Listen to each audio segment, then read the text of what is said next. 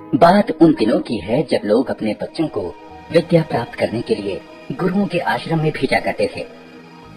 बालक वरदराज जब 5 वर्ष का हुआ तो उसके पिता ने भी उसे शिक्षा ग्रहण करने के लिए एक आश्रम में भेजा। आश्रम में गुरुजी ने अन्य बालकों के समान ही वरदराज को भी पढ़ाना प्रारंभ किया। वरदराज आश्रम में रह तो रहा था, लेकिन उसका मन पढ़ाई में नहीं लगता था। गुरुजी ने उसे तरह तरह से पढ़ाना और समझाना चाहा, लेकिन उसे कुछ भी समझ न आता था। गुरुजी जो कुछ पढ़ाते उसे वह याद ही नहीं रख पाता था। उसकी ऐसी स्थिति देखकर आश्रमवासी बच्चे उसे मंद बुद्धि कहकर चिढ़ाने लगे। इसी प्रकार 5 वर्ष बीत गए। धीरे धीरे उसके सहपाठी उससे आगे बढ़ते गए, पर वरदराज वहीं का वहीं, वह कुछ भी विशेष न सीख सका था। उसके साथ जो पढ़ने आए थे वे तो आगे बढ़ ही गए, जो बाद में आए वे भी उसे पीछे छोड़ आगे निकल गए। एक दिन गुरुजी भी हार मान गए। निराश होकर उन्होंने वरदराज से कहा, बेटा वरदराज, मैं समझता हूँ कि पढ़ना लिखना तुम्हारे वश की बात नहीं है। जितना प्रयत्न मुझे करना था उतना मैंने किया, पर मुझे लगता है कि विद्या धन तुम्हारे भाग्य में नहीं है। इससे अच्छा तो यही है कि तुम अपने घर जाओ और वहाँ का काम काज देखो। वरदराज असमंजस में पड़ गया। गुरुजी के मना करने के कारण उसे अपना भविष्य अंधकारमय लगने लगा। उसे यह चिंता भी सताने लगी कि घर लौटने पर उसके पिता क्या सोचेंगे। गांव के लोग भी उसे मूर्ख महामूर्ख कहकर दुत्कारेंगे। वरदराज करता भी तो क्या, उसने अपना सामान समेटा, गुरुजी के चरण छुए और वह भारी मन से विदा हुआ। वह उदास होकर अनमने भाव से चला जा रहा था। घर वापस जाने का उसका जरा भी मन नहीं था, पर कोई और ठिकाना भी तो नहीं था। कहाँ जाए क्या, उसकी समझ में कुछ भी नहीं आ रहा था। वह सवेरे चला था और अब दोपहर हो आई थी। रास्ते में खाने के लिए गुरुजी ने उसे थोड़ा सत्तू दिया था। उसे भूख प्यास भी लगाई थी। चलते चलते उसे एक कुआं दिखाई दिया। वह पानी पीने के लिए कुएं पर पहुंचा।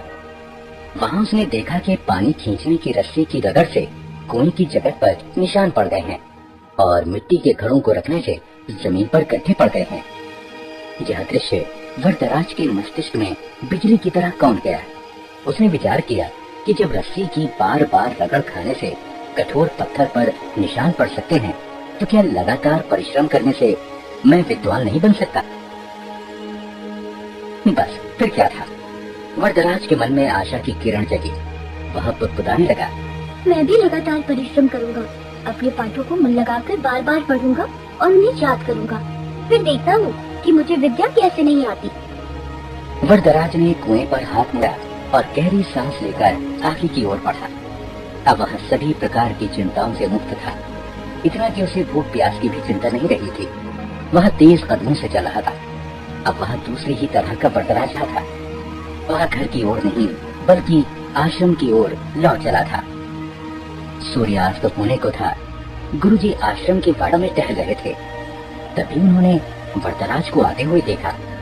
उन्हें लगा कि शायद आश्रम में कुछ छूट गया हो, जिसे लेने वह लौटा है।